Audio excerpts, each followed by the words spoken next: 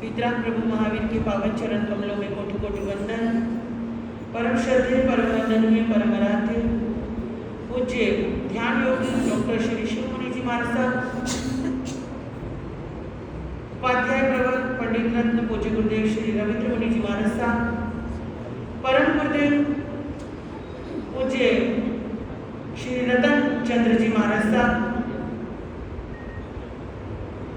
एवं समस्त गुरु भगवंतों के पावन चरण कमलों में कोटि कोटि वंदन।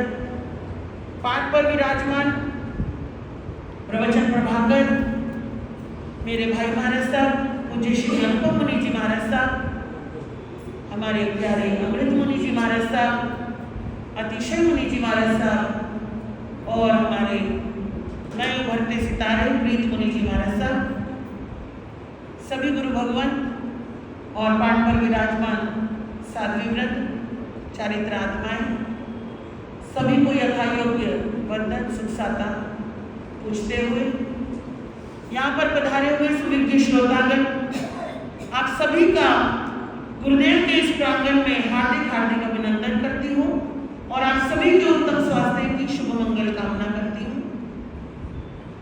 आज बड़ा ही स्वर्णिम दिवस है,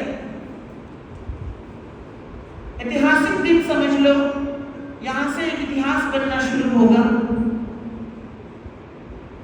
हर जगह का अपना इतिहास होता है, आगरा का अपना इतिहास है, कई विषयों को लेकर इतिहास है, लेकिन हमें गर्व होता है, सात्विक गर्व होता है कि ये हमारे पूज्य गुरु भगवंतों की पुण्य भूमि रही है और लगभग 250 वर्षों से भी अधिक समय हो गया है जहां गुरु भगवंतों की चरण रज इस भूमि पर लगी और लगती ही आई है। 250 से भी ज्यादा, लगभग 500 वर्षों से, 1000 वर्ष भी हो गए होंगे तो अतिशक्ति नहीं है, क्योंकि जब जब हम बैठते हैं इतिहास खुलता है। मुगल कालीन शासकों की जब बात आती है तो हमारा छोटा सा भैया कल परसों बैठा था हमारे पास, तो उसने कुछ बातें बताई थी। अकबर बादशाह के समय से, यहाँ स्वामी वीर विजय जी महाराज के समय से बादशाह तक झुकते आए हैं जैन धर्म के सामने। और ऐसे में फिर गुरुदेव का आना हुआ, परम गुरुदेव का आना हुआ और एक नया कीर्तिमान स्तंभ हुआ, स्थापित हुआ यहाँ पर।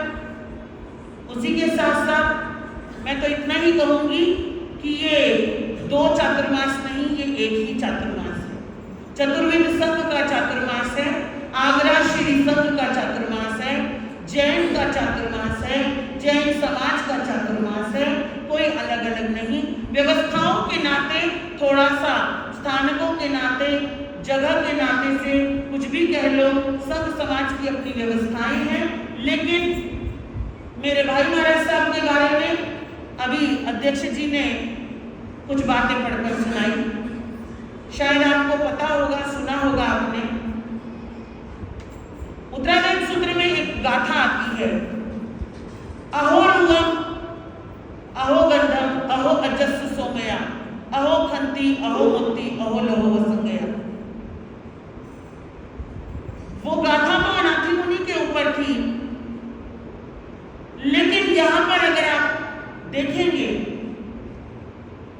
बड़ा प्यारा सात्विक रूप है,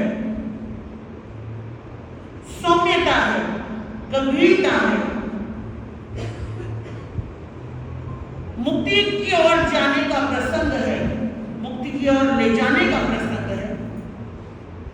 पूज्य श्री अनुपम मुनि जी महाराज साहब जो मेरे ही गुरु भाई हैं, हम एक ही परंपरा के साधु साध्वी हैं, एक ही परिवार के साधु साध्वी हैं। हमारे गुरुदेव भी एक ही हैं, हमारे दादा गुरुदेव भी एक ही हैं, हमारे बाबा गुरुदेव भी एक ही हैं। और मैं अपने भाई महाराज साहब के लिए और जितने भी मेरे छोटे संत हैं सबके लिए एक ही प्रार्थना करूंगी, आप बस स्वस्थ रहें, आप मुस्कुराते रहें। आप जिस मकसद से आए हैं, आगरा की इस पावन भूमि पर धर्म की बगिया खिलती रहे, खिलती रहे। बारिश के मौसम में बगीचों में हरियाली आ जाती है, बारिश के मौसम में खेतों में हरियाली आ जाती है, बारिश के मौसम में एक एक कण भीग जाता है। ऐसे ही हमारा सारा संघ समाज जो है धर्म के रंग में रंग जाए, धर्म की हरियाली गहराई में रंग जाए, धर्म के शासन के शान में हमारे भीतर से परमात्मा जागृत हो जाए। अप्पा सो परमप्पा जो महावीर भगवान का नारा है, आत्मा को परमात्मा कैसे बनाया जाए, इस विषय पर हम ज्यादा से ज्यादा चिंतन कर पाए, ज्यादा से ज्यादा मनन कर पाए, ज्यादा से ज्यादा सोच पाए। तो मेरे भाई महाराज सबको मैं ढेर सारी शुभकामनाएं देती हूँ और पूरे संघ समाज को भी ढेर सारी शुभकामनाएं देती हूँ कि हमारा ये चातुर्मास बहुत बेहद मंगलमय तरीके से, सात्विक तरीके से आगे बढ़ेगा, वर्धमान होगा। वर्धमान के शासन में, महावीर के शासन में हम तो छोटे छोटे उनके सेवक हैं, हम तो छोटे छोटे सैनिक हैं उनके, हम तो अपनी तरफ से पूरी कोशिश करेंगे, है ना। और मेरा एक नारा होता है, मैं अंदर से अपने आप से एक बात कहती हूँ, हमें जैन तो बाद में बनना है, हमें पहले अपना जीवन बदलना है। तो हमें जीवन बदलने के लिए, नई दिशा दिखाने के लिए गुरुदेव आए हैं। गुरु कौन सी परंपरा के हैं, गुरु किस परंपरा के हैं, गुरु कौन से आपके कौन सी संप्रदाय के हैं, गुरु किस रूप में आए हैं, ये हमारा विषय नहीं होना चाहिए। हमारा विषय केवल होना चाहिए गुरु क्या बता रहे हैं, गुरु क्या समझा रहे हैं, गुरु क्या सिखा रहे हैं, और उन बातों को, वो बातें महावीर भगवान के निकले हुए शब्द हैं और उन शब्दों को ही हमें अपने आत्मा में सार बनाना है। बस यही हमारा चातुर्मास का मकसद होना चाहिए। और 2400 घंटे मिले हैं, 4 महीने मिले हैं, तो ज्यादा से ज्यादा खुद भी आइए। और एक बात और कहना चाहूंगी, खुद आइए या ना आइए, लेकिन बच्चों को जरूर भेजिए, युवाओं को कोशिश कीजिए, चाहे 5 मिनट के लिए जाओ। एक नियम बनाइए कि चाहे गुरुदेव का मंगल पाठ ही सुनो, 5 मिनट के लिए जाओ, लेकिन स्थानक जाना जरूरी कंपल्सरी है। बेटा एक दिन दुकान नहीं जाता, माता पिता पीछे लग जाते हैं, क्या बात है, गोली खा के जा, जैसे मर्जी जा, दुकान बंद नहीं होनी चाहिए। तो ये संतों की दुकान खुलने का अवसर है, ये दुकान भी बंद नहीं होनी चाहिए, स्लो नहीं पड़नी चाहिए।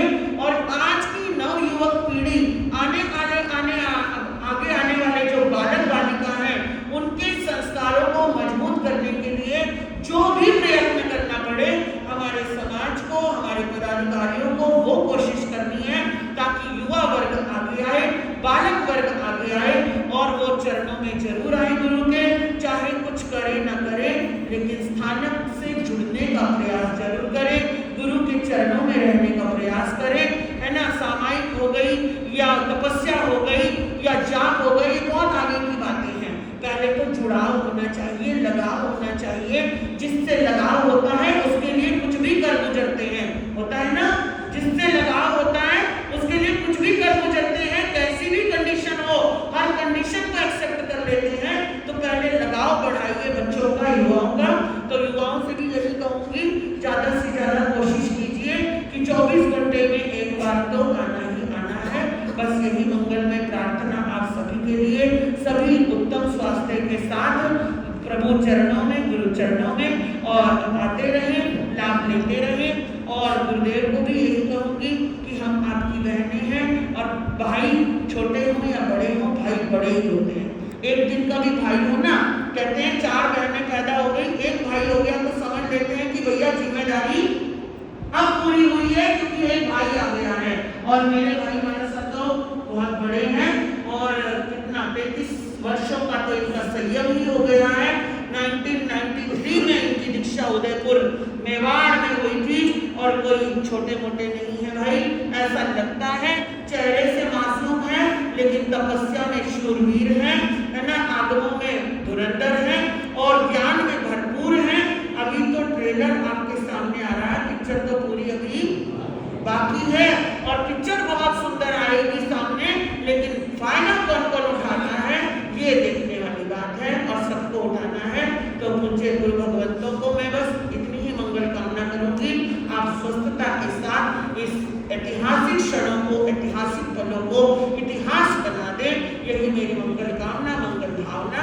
इन्हीं शब्दों के साथ अपना वक्तव्य यहीं समझती हूँ। एक बार जोरदार जयकारा लगाएंगे क्या? कंजूसी मत करना, मुझे थोड़ा कम सुनाई देता है, थोड़ा तेज सुनने की आदत है। तो एक बार जोरदार जयकारा लगाएंगे। पूज्य